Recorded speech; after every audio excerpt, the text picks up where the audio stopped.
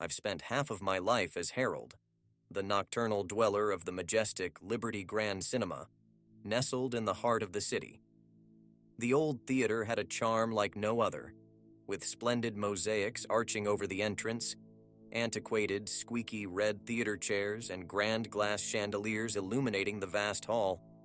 This was my sanctuary.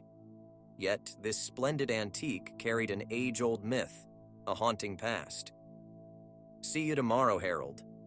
Nick, a college kid who worked the popcorn stand, waved his hands, chuckling. "Watch out for the ghosts," he added. This was the routine tease. Everyone knew about the haunting rumors. With the last of the moviegoers gone and all doors rigidly bolted against the encroaching darkness, my nightly task began. While sweeping aisles, the stillness would resonate with whispering echoes, almost like distant voices. I felt eyes crawling over me. Objects seemed to shift in the corners of my vision. It was unsettling, but I blamed sleep deprivation. While stepping over forgotten soda cans and popcorn boxes, I made my way into a dingy storage room. Always strictly off-limits, the door was oddly ajar, revealing a lone film reel labeled The Final Performance. Motivated by a mixture of curiosity, boredom, and bravado, I decided to run the film in the empty theater, shrugging off the eerie vibes. The film flickered into life, casting shadows that danced around the room. Disturbing figures began to emerge, painting a blood-curdling sequence of tragic events that transpired at our very cinema. The room darkened and a cold draft swept past, carrying whispers as if from an invisible audience. To my bewildered eyes, seats plunked down rhythmically as though occupied by unseen spectators. As the past unfolded itself on the screen, my usually silent refuge came alive with spiritual beings. Mournful, ghostly figures appeared in the mirror of the lobby. Shadows darted across the screen. Whispers filled the hall. I felt ethereal hands tugging at my uniform, knocking me out of my trance. The spirits got bolder, turning playful hauntings into more aggressive attacks. Invisible hands pushed me around, chairs were thrown about, and an unseen force seemed intent on my attention. My heart pounded in my chest. Adrenaline drowned out my skepticism. Frantic, I searched for an answer. Hidden away in the dusty library, I uncovered the truth. The film was cursed. Once watched, the spirits trapped were set free. These ghostly actors were resitting an eternal script, trapped and desperate for release. I read on, a chill creeping up my spine. To lift the curse, the last grisly scene of the film had to be played out. In reality, by a living being. Consumed by a surge of fear, I realized my pawn in their spectral play. Haunted by chilling apparitions, I made my decision. To return my sanctuary to its serenity, I would face the ghosts and complete their final performance. With a will stronger than my fears, I took the stage. As ghostly whisperings guided me, I reenacted their hellish finale. In the final moments of the performance, I saw the spirits materializing in spectral applause, their transparencies wasp-thin. They began to fade. One by one, they disappeared, leaving behind a chilling silence. Returning to work was a daunting feat after that haunting performance. With a resigned heart, I handed over my keys and whispered goodbye to my second home. The Liberty Grand Cinema regained her peaceful slumber but retained her mysterious allure. Even today, anyone who walks into the theater can feel the arctic chill of the spirits that once roamed there. No longer the late-night janitor, but a narrator to the cautionary tale of the haunted cinema, everyone looks forward to the tales I spin. As I tell my story, I warn them of the late-night shift. As for me, the experience changed me, leaving memories that would forever make my heart stutter when the lights dim.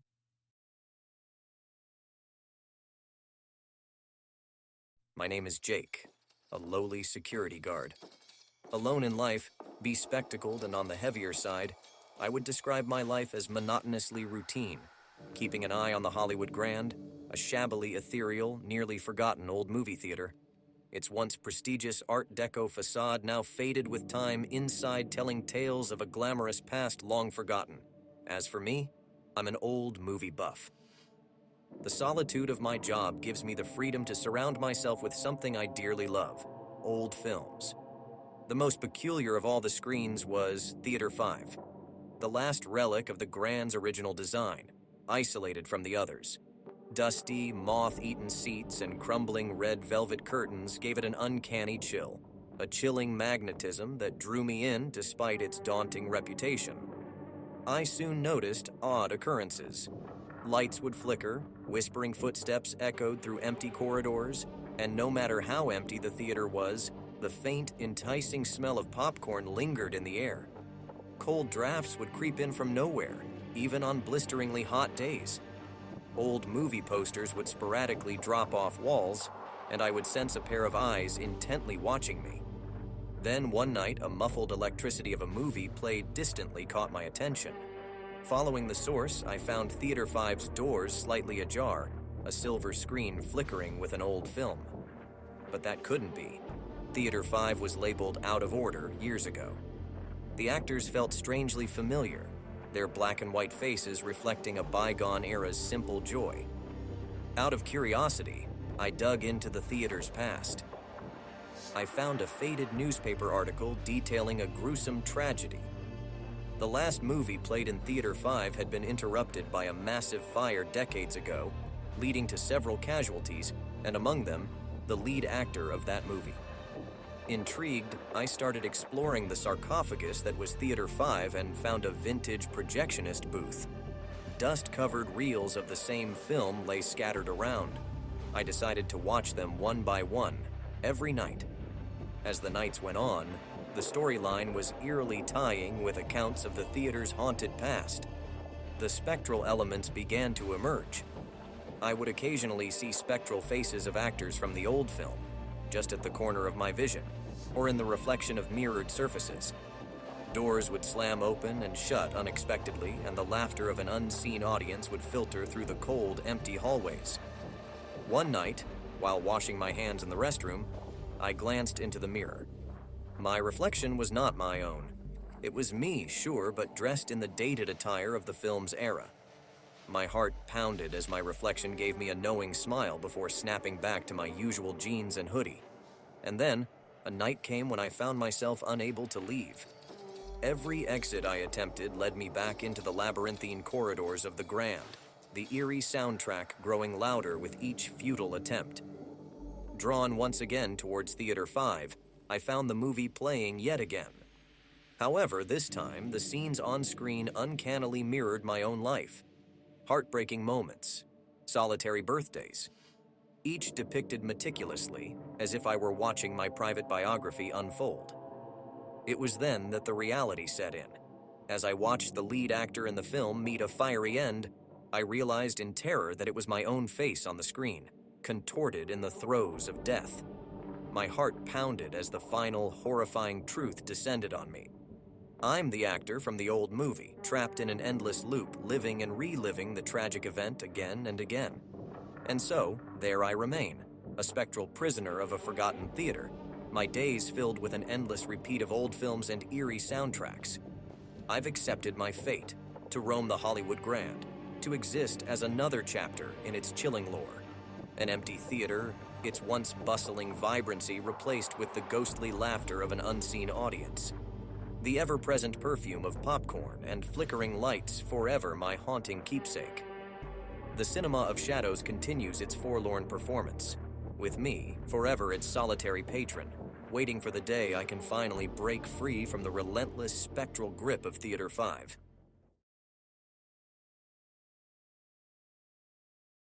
Cinema 9 welcomed me on a sunny August day, a stark contrast to the ancient, musty charm that lay hidden within its brick walls. The inconspicuous building, sandwiched between a barbershop and a vintage bookstore, was home to a majestic old movie theater. The interior was a tribute to 1920s Art Deco, its crimson velvet seats exuding antique elegance. Stepping inside felt like a leap back in time, and the vague smell of popcorn mixed with dust gave it an idiosyncratic appeal. Daisy, the ebullient cashier, introduced me to the theater and its charming milieu. She was a cute, curly-haired lass with a smile as sparkling as her personality. Later, George, the gruff projectionist, passionately told me about the history of Cinema 9. He said the place was once run by a man called Howard, a theater manager obsessed with the cinema's survival against the tide of modern multiplexes. Howard's sudden death years ago left a void that was filled with whispers and rumors.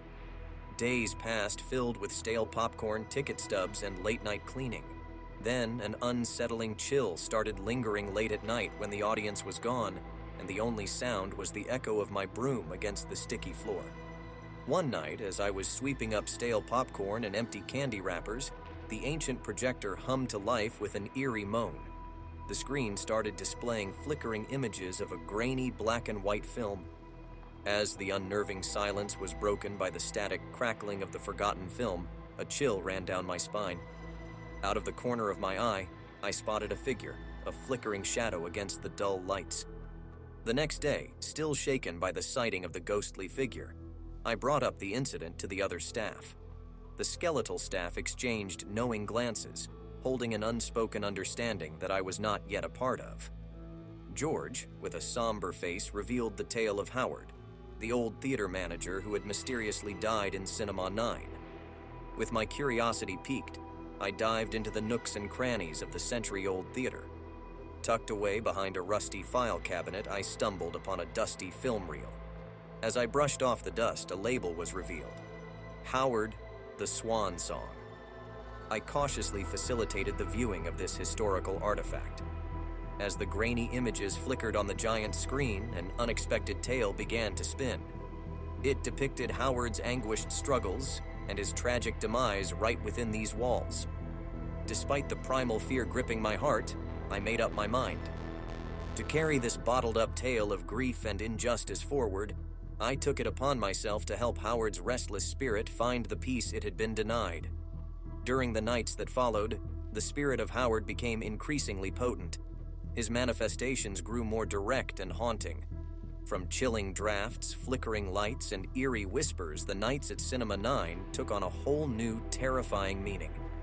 These terrifying encounters were not mindless scares, though.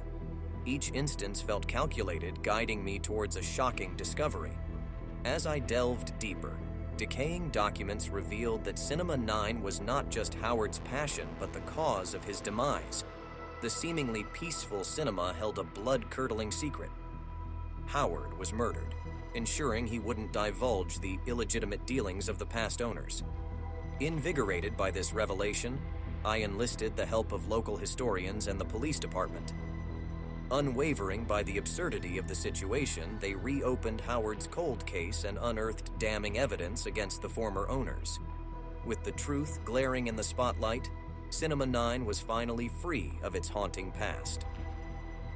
The flickering shadow of Howard disappeared, making the theater a serene haven again. As the spirit receded, I felt that the history of the theater was somehow now my own. I found solace in the red velvet chairs and the scent of warm popcorn, knowing that the shadowed corners were no longer a refuge for the forlorn spirit.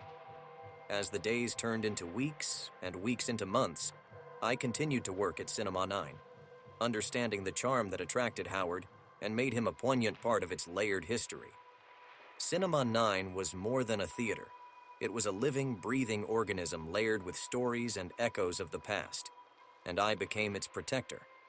Howard's secret became my story, eternally tucked away between the popcorn scent and aged velvet chairs of Cinema 9, like a well-kept secret waiting for the right time to reveal itself.